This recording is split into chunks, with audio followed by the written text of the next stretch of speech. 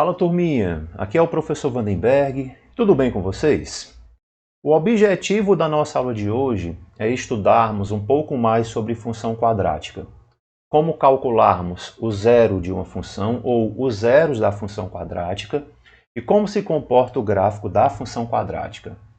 Vamos comigo? Vamos lá? Começando aqui a nossa aula de hoje. Me segue aqui.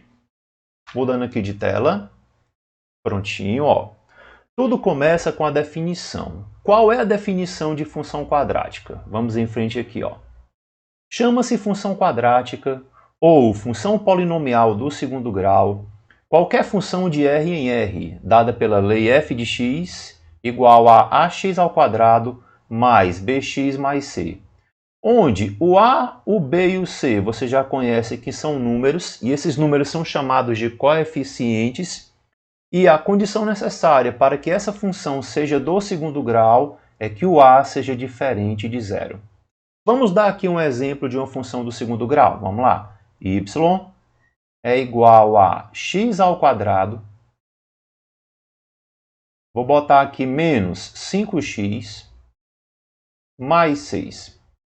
Nós podemos observar que essa função ela possui o a, que vale 1, que é o número que acompanha o x ao quadrado.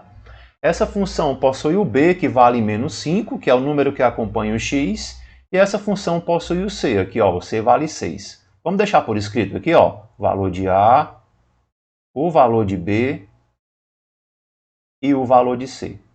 Então, mudando aqui de cor, só um minutinho, prontinho, ó. O a vale 1, como comentamos agora há pouco. O b vale menos 5 e o c vale 6. Aqui, ó, o c é igual a 6. Mais um exemplo, prof. Vamos em frente aqui, ó. Vamos pegar agora o exemplo y é igual a menos 2x ao quadrado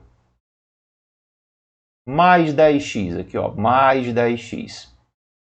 Podemos observar que essa função ela já não é completa. Ela se trata de uma função incompleta, tá? Então, nós vamos aqui discriminar quem é o a, aqui, quem é o b, o quanto é o b e quanto é o c. Vou botar aqui o igualzinho. Trocando de cor. Nessa função, o a, que é o número que acompanha o x ao quadrado, vale menos 2. O b, que é o número que acompanha o x aqui, vale mais 10, ou simplesmente 10. E observe que não tem o c, ou seja, o termo independente está faltando. Sempre que faltar algum termo, você bota que esse termo é igual a zero. Logo, o c é igual a zero. Beleza? Vamos dar continuidade aqui. Passando aqui a nossa página. Bem, um pouco sobre gráfico de uma função do segundo grau. Bom, o gráfico de uma função do segundo grau é uma curva, então, obrigatoriamente, se a função é uma função quadrática, o gráfico tem que ser uma curva. E quando eu falo de gráfico, não é o plano cartesiano, é esse gráfico, é essa curva aqui, ó, ou essa outra aqui, que está localizado no plano cartesiano, ou seja, nos eixos x e y. Tá? Essa curva ela é chamada de parábola e ela possui algumas características. E a primeira característica que eu vou mostrar para vocês é a concavidade. Mas o que é concavidade? Concavidade, tá, é a mesma coisa que a abertura. Vou escrever aqui para vocês, ó, a abertura. E veja que essas parábolas elas se comportam de duas maneiras, né? Ou a parábola tem a abertura, que é a concavidade voltada para cima, e ó, para cima. Isso vai acontecer sempre que o A for positivo, ou essa parábola vai possuir uma abertura ou uma concavidade voltada para baixo. E isso sempre acontece quando o a dessa função for negativo. Então, só repetindo, concavidade para cima acontece quando o a é positivo e concavidade para baixo acontece quando o a é negativo. Vamos em frente? Vamos lá. Bom, o segundo tópico que nós devemos saber sobre o gráfico de uma função do segundo grau é o encontro da parábola com o eixo x. Se a parábola encontrar o eixo x, ela vai encontrar nas raízes da função. Ou seja, ela vai encontrar o eixo x no x1 e no x2. Lembra como é que calcula o x1 e o x2? Normalmente pode ser calculado usando a fórmula de Bhaskara, através do delta e da fórmula do x, né? Beleza? Então vamos aqui, ó. Observe que nesse primeiro desenho, a parábola toca 2 vezes o eixo x e a concavidade é voltada para cima. Então nós já sabemos aqui que essa função possui um A positivo, né? Ó. Já no segundo exemplo, a parábola está tocando também o eixo x em 2 pontos, aqui, ó. No primeiro ponto, que vai ser o x1, e no segundo ponto, que vai ser o x2. E, nesse caso aqui, a concavidade tem a abertura voltada para baixo. Isso quer dizer que o A é negativo, aqui, ó. A é menor do que 0. De boa? Beleza? Vamos nós, vamos para frente aqui, ó. Bem, agora eu vou te mostrar exemplos de como desenhar, como fazer o cálculo exatamente aqui das raízes de uma função. Vamos lá, vamos ler o exemplo aqui. Determine graficamente o ponto de encontro das parábolas com o eixo das abscissas. Quando fala de eixo das abscissas, turminha, aqui, ó, é a mesma coisa que eixo x, tá? O eixo x ele também recebe o nome de eixo das abscissas. Bem, o nosso objetivo aqui é calcularmos as raízes. Então, primeiramente, vamos pegar essa função, vamos igualar a 0, ficando menos x ao quadrado mais 1 igual a 0. E como essa função ela é incompleta, eu vou usar a regra prática, tá? Ó, qual é a regra prática? Vou passar o mais 1 para o segundo membro, ficando x ao quadrado é igual a menos 1, trocando o sinal. A função é toda negativa, vamos multiplicá-la por menos 1. E aí ela vai ficar toda positiva, logo x ao quadrado é igual a 1.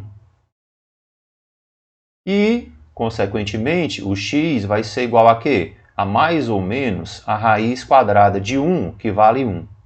O que é que isso significa? Que essa função ela possui 2 raízes, e uma raiz vai ser o x1, que vale menos 1.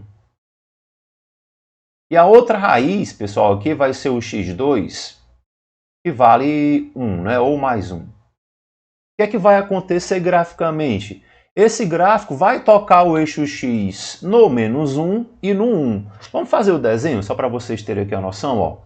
Com a ajuda aqui de nossa régua, vamos aqui desenhar aqui os 2 eixos. Né? Ó, vou desenhar aqui nesse cantinho pequenininho. Ó.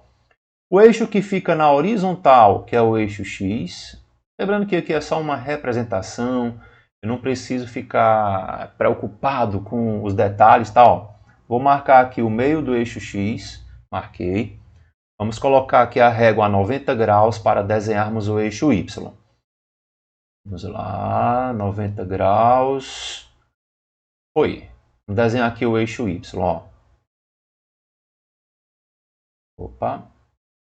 Prontinho. Eixo y desenhado.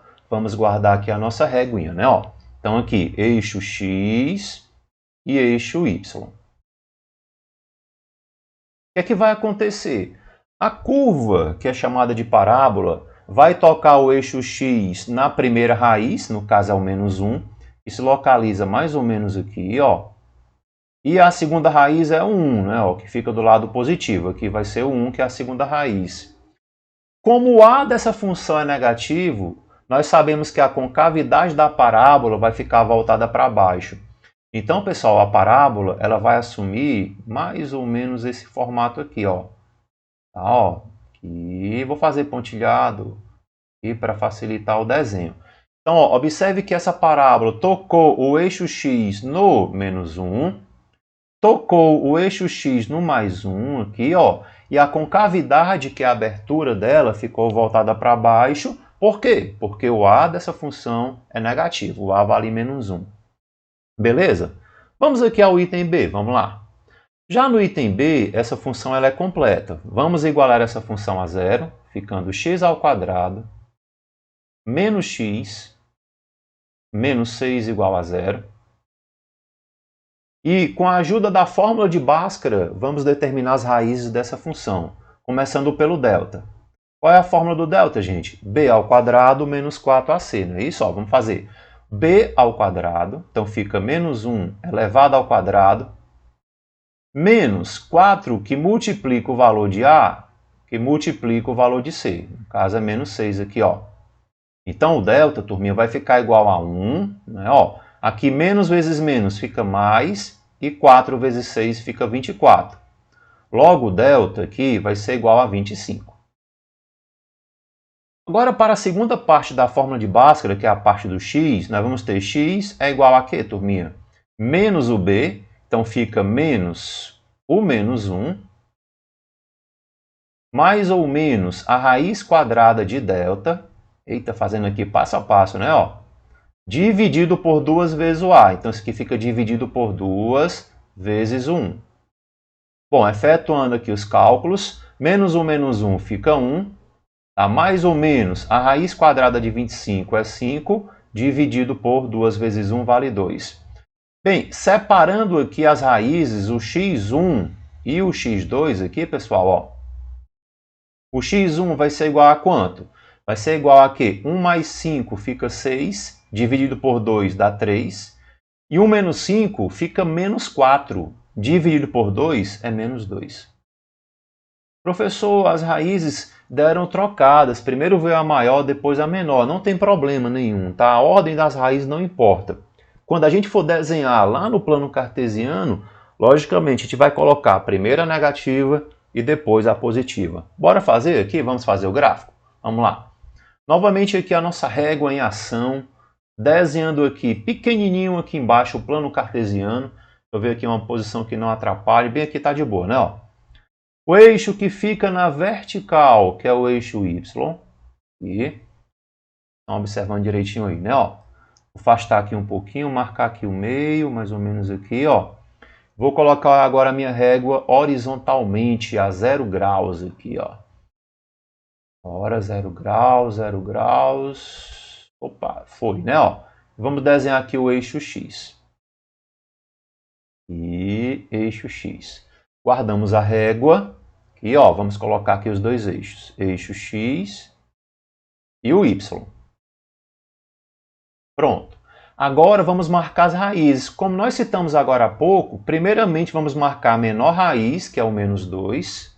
E ó, logicamente o menos 2 do lado negativo. E depois a maior raiz, que é o 3. Então o 3 do lado positivo. Aqui, ó. E agora, vamos desenhar a parábola com a concavidade voltada para cima, porque o A é positivo, passando por esses dois pontos. Então quer dizer que a nossa parábola, o nosso gráfico vai ficar, pessoal, mais ou menos nesse formato aqui, ó, fazendo a curva e com a concavidade voltada para cima. Então, ó, nós acabamos de desenhar mais um gráfico aqui referente a uma função do segundo grau. Gráfico do item A desenhado, gráfico do item B desenhado, ok? Vamos para frente, vamos aqui continuar. Bom, dando continuidade aqui à nossa aula, nós vamos aprender um pouquinho sobre as coordenadas do vértice da parábola. Mas o que é o vértice? Nada mais é do que o ponto onde a parábola muda de sentido. Passa de decrescente para crescente ou vice-versa. Bom, o que é que nós podemos observar aqui nesse primeiro gráfico? Ó, esse ponto que eu vou marcar aqui embaixo, ele vai representar o vértice da função. Observe que, lendo a parábola da esquerda para a direita, aqui, ó, essa função ela vem decrescendo até que essa função atinja o vértice e a partir do vértice ela começa o quê? Ela começa a crescer. Legal? Já no segundo exemplo, observe que o vértice está aqui para cima, ó. E ó, que seria o vértice. E aqui a função que está representada pela parábola, ela começa a crescer até atingir aqui o valor máximo, que é o vértice, e a partir desse vértice ela começa o quê? A decrescer. Legal? Então, ó, o vértice nada mais é do que um divisor de crescente para decrescente ou vice-versa, né? E o vértice ele vai estar embaixo. Isso vai acontecer se o A for positivo, ou seja, se a concavidade estiver voltada para cima, ou o vértice vai estar em cima. Isso acontece se o A for negativo, ou seja, se a concavidade da parábola estiver voltada para baixo. Certo? Vamos ver aqui um exemplo em relativo a essa explicação. Observe que nós podemos calcular aqui, deixei tudo prontinho para poupar tempo, mas eu vou apagar, deixa eu apagar aqui e vou construir com vocês essa função. Tá? Eu ia deixar tudo prontinho, mas não vou não. Vou fazer passo a passo com vocês. E matemática é bom assim, a gente ir explicando, né, e escrevendo também. Vamos nós aqui, ó. Olha o exemplo que eu botei. Nós temos aqui uma parábola que representa uma função do segundo grau qualquer, tá? Não é obrigatório que seja essa não. O que é que me interessa aqui? É que vocês observem que como o vértice é um ponto no plano cartesiano, ele vai ter suas coordenadas no eixo x, vou botar aqui a minha canetinha, botar aqui de azul, e ó, e vai ter as suas coordenadas no eixo y. Bem, o valor do vértice no eixo x é conhecido como x do vértice. Ele pode ser calculado pela fórmula menos b sobre 2a. E o valor do vértice no eixo y é conhecido como y do vértice e é calculado pela fórmula menos delta sobre 4a. E vamos aqui a um exemplo de aplicação dessas duas fórmulas. Nesse caso aqui, o meu objetivo não é fazer o desenho da parábola. O meu objetivo é usar essas fórmulas para calcularmos o quê? As coordenadas do vértice dessa parábola. Então vem comigo aqui, ó. Primeiramente, nós temos a função y é igual a x ao quadrado mais 4x menos 21. Então nós vamos aqui calcular o delta, tá? Ó, por quê? Porque o delta nós vamos usar bem aqui no y do vértice. Bora comigo? Delta vai ser igual a quê? Ao b elevado ao quadrado, então fica 4 elevado ao quadrado, menos 4, que multiplica o valor de a, que é 1, e multiplica o valor de c, que é menos 21. Logo, aqui o delta vai ficar igual a 4 ao quadrado fica 16, menos vezes menos fica mais, 4 vezes 21 vai dar o quanto? Vai dar 84, né? Logo, 16 mais 84, gente, dá igual a 100, né? 16 mais 84 é igual a 100. Pronto, calculamos o delta. Vamos agora ao que nos interessa, que é calcularmos o x do vértice e o y do vértice. Bem, o vértice, ele vai ter suas coordenadas, né? A primeira coordenada é o valor de x, que é o x do vértice, que ele é calculado pela fórmula menos b sobre 2a. Vou botar aqui as fórmulas. E a segunda coordenada é o y do vértice, que pode ser calculado pela fórmula menos delta sobre 4a. Efetuando as devidas substituições, nós vamos ter o seguinte, ó, x do vértice fica menos o valor de b, que é 4, sobre 2 vezes o a, então fica sobre 2, né? Ó, menos 4 dividido por 2 vai ficar igual a menos 2. E o y do vértice é menos o delta, mas o delta deu 100 aqui, então fica menos 100, dividido por 4 vezes o a, então 4 vezes 1 dá 4. E 100 dividido por 4 fica 25, né? Então fica menos 25. O que é que isso significa para a gente? Que o vértice, e ó, ixi, eu estou na frente, deixa eu passar para o outro lado, prof. Passei para o outro lado para não atrapalhar. Quase na frente aí, ó, passei, viu? O vértice aqui, pessoal, ó, dessa função, ele vai ter coordenadas, valor de x é menos 2, e o valor de y vai ser menos 25. Fechou? Então nós acabamos de calcular as coordenadas do vértice. E é isso, espero que vocês tenham entendido. A próxima tela, turminha aí, ó, vai ser a tarefinha de casa de vocês, tá? Eu vou pedir para vocês calcularem nesses 4 itens o que eu fiz na tela anterior, tá? É só calcular o valor de x do vértice e o valor de y do vértice. Legal? Agora é com vocês. Eu tenho certeza que vocês vão conseguir. E a nossa aula fica por aqui. Um beijo no coração e até a próxima, se Deus quiser. Tchau, tchau, gente!